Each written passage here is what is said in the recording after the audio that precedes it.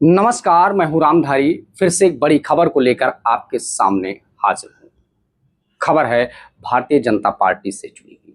Bharatiya Janata party के दिग्गज नेता और पूर्व राष्ट्रीय अध्यक्ष मुरली मनोहर जोशी ने एक बड़ा खुलासा किया है। उस खुलासे को लेकर पक्ष और विपक्ष दोनों तरफ के नेता को सोच रहे हैं कि यह बात मुरली मनोहर जोशी ने क्यों कही है। आइए इस खबर को विस्तार से बताते हैं। राष्ट्रीय स्वयंसेवक संघ के अर्थ समूह की बैठक में वरिष्ठ नेता मुरली मनोहर जोशी ने लगभग 70 स्लाइड के जरिए दिखाया कि देश की आर्थिक प्राथमिकताएं किस हद तक गलत दिशा में हैं। उन्होंने बढ़ती आर्थिक गैर बराबरी की आलोचना की और भारत में प्रति व्यक्ति आय की निम्न दर की ओर ध्यान खींचा।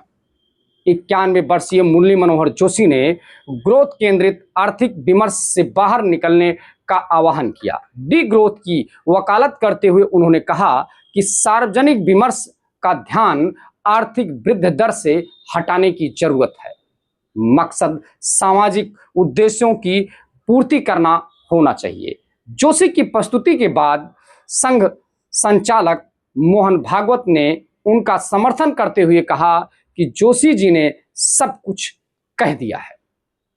भाजपा के पूर्व राष्ट्रीय अध्यक्ष और जबरदस्ती 75 वर्ष के फार्मूले के तहत मार्गदर्शक मंडल में ढकेले गए मुरली मनोहर जोशी ने अर्थशास्त्री और नोबेल पुरस्कार विजेता अमर्त्य सेन के तर्कों का हवाला देकर मोदी सरकार की आर्थिक नीति पर सवाल खड़े कर दिए। उन्होंने अपने करीब 70 पेज की रिपोर्ट में संघ के सामने पेश कर बताया कि आर्थिक विकास किसी भी देश का एकमात्र मकसद नहीं हो सकता।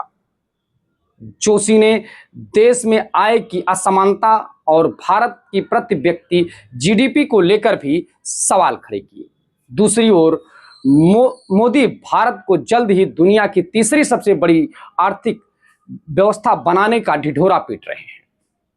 पिछले महीने खुद संघ प्रमुख ने शिक्षा एवं स्वास्थ्य सेवाओं का महंगाई पर चिंता जताई थी और कहा था कि शिक्षा और इलाज सामान्य व्यक्ति की पहुंच से बाहर हो गए हैं। उन्होंने कहा कि ये सेवाएं कुछ शहरों तक सीमित और इतनी महंगी हैं कि इन्हें पाने के लिए वंचित वर्ग को भारी आर्थिक बोझ उठाना पड़ रहा है। ये तमाम बातें नरेंद्र मोदी सरकार की आर्थिक सफलता के दावे को एक सिरे से खंडन करती है।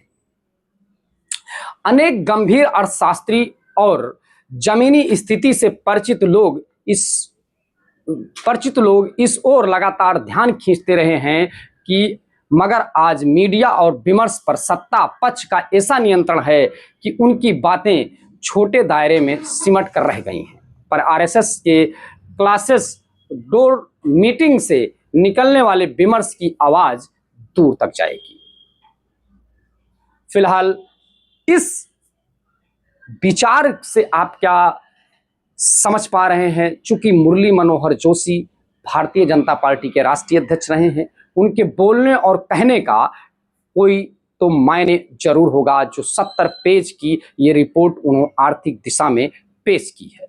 वहीं पर संघ संचालक मोहन भागवत ने भी इस बात का अगर समर्थन किया है तो जाहिर सी बात है इसमें कोई बड़ी बात जरूर है। ये खबर आपको कैसी लगी आप कमेंट करके जरूर बताएं और ऐसी सोच के बारे में आप क्या सोचते हैं आप जरूर बताएं।